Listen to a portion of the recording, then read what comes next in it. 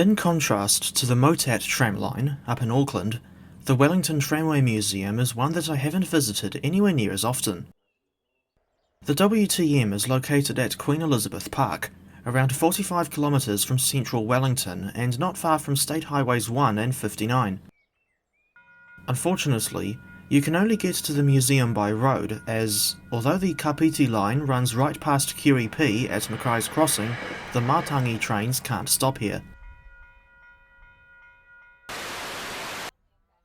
We had the opportunity to visit the museum on Sunday the 21st of December, a day when Double-Saloon Tram number 159 was in charge of the passenger service. I didn't realise this on the day of my visit, but we were there only 2 days after the 60th anniversary of the Wellington Tramway Museum's opening. Initially, the track only ran for 200 metres, but by 1988 it had been extended over the hill to Whareroa Beach, not to be confused with the Whareroa dairy factory on the Taranaki line. The tram line is now 1.85 kilometres long, and unlike Motat's tram line, this one on the Kapiti Coast is not dual gauge. It can only accommodate the Wellington trams, which run on the unusual 1219mm or 4-foot gauge. As mentioned earlier, the museum is very close to Mackay's Crossing on the North Island main trunk, so you don't have to go far to watch the Matangi electric trains in between trams, as opposed to in between days. The last time I went to the Wellington Tramway Museum was in October 2022, but I didn't ride any trams on that day, and this latest visit in December 2025 was the first time I had gone for a tram ride here since January 2017, nearly 9 years ago. I remember riding aboard Fiducia tram number 239 on that day. Aside from the museum and workshop buildings, there isn't much in the way of significant structures here at Queen Elizabeth Park. Tickets, light refreshments, and tram-related books can be acquired inside the little station building, which was built in the early 1980s. Upon walking into the museum building, two of the first things you'll see are surviving vehicles from the original Wellington cable car system. The vehicles in question are grip car number 2 and trailer car number 6.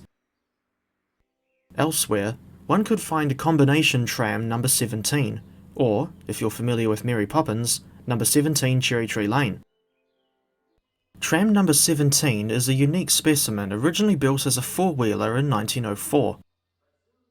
7 years later, in 1911, she was rebuilt into the configuration you see now. Despite being a different design, the preserved Auckland tram number 44 is reminiscent of how Wellington number 17 looked in her original condition. Number 17 Cherry Tree Lane was withdrawn from service in 1945, 19 years before the Wellington tram system's closure. Like so many other New Zealand trams, she was sold for use as a beach house, spending the next 41 years at Raumati Beach on the Kapiti Coast. In 1986, she was donated to the Tramway Museum for restoration, but the work took a long time, and if my research is correct, it wasn't until September 2025 when she finally returned to service. Further back in the building, you could find the previously mentioned Fiducia number 239. This tram was built in 1939, and has been a workhorse of the museum's line since she arrived here in 1966. If you can find a copy, I highly recommend reading Trams Are Still Around New Zealand by the late Graham Stewart, as the book in question features lots of photographs and information about the Tramway Museum in its very early days.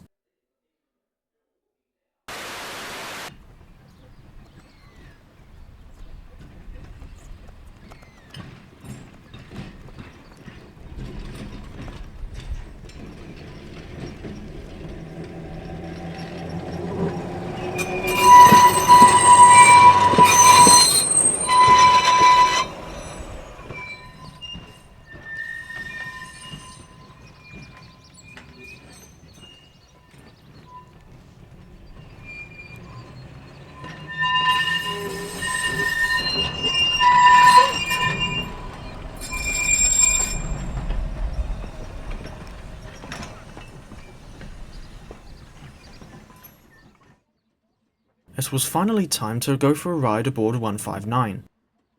We got to the museum later in the day than planned, so we could only go on the last service of the day. Soon after leaving the main station, we passed a memorial for US Marines. The motorman will bring 159 to a stop and explain more about the significance of this memorial.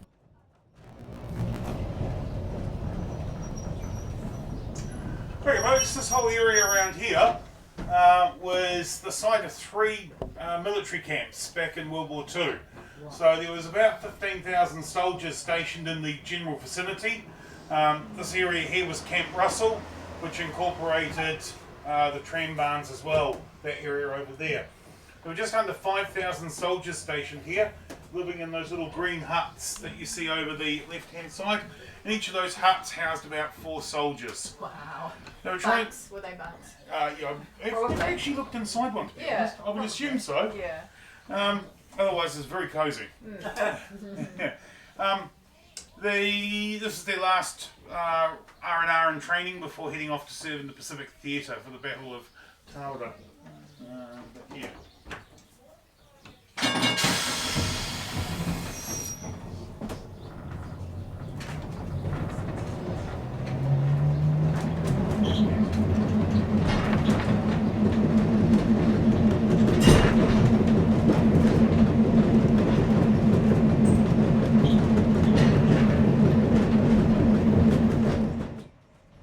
Further along the line, we go past a crossing loop that was the terminus in 1967, at which point the tram line was around 1 kilometre long.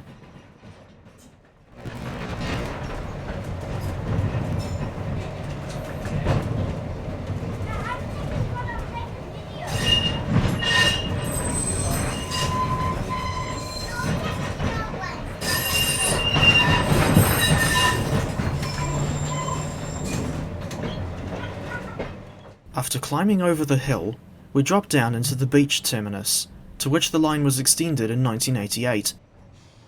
As the tram pulled in, I noticed a row of pohutukawa trees, all of which were flowering.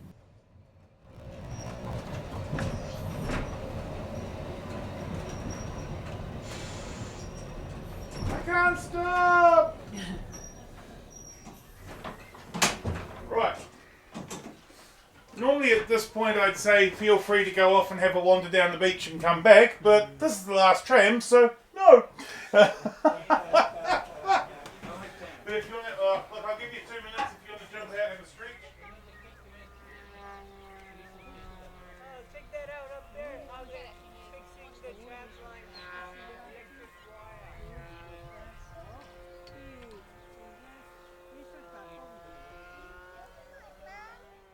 To the surprise of myself and the other passengers, a woman brought her horse along to the beach, and I was told on good authority that the horse's name is Albie.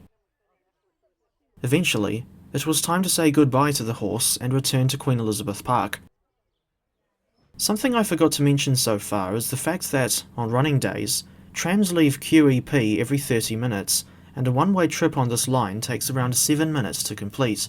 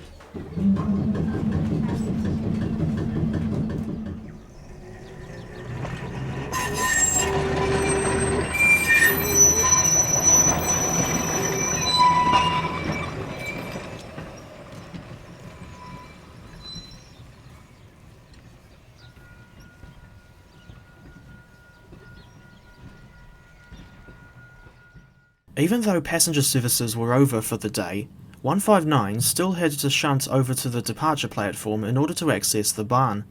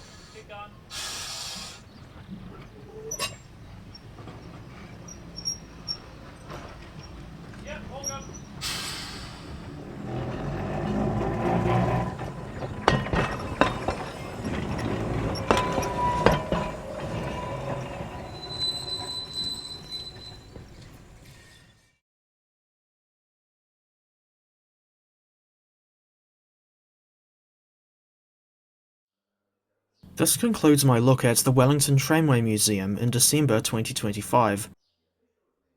I hope you found this video interesting, and although I'm not sponsored, I can highly recommend visiting this museum for yourself if you're ever in the area. I will leave you with a very well-timed catch at the nearby Mackay's Crossing.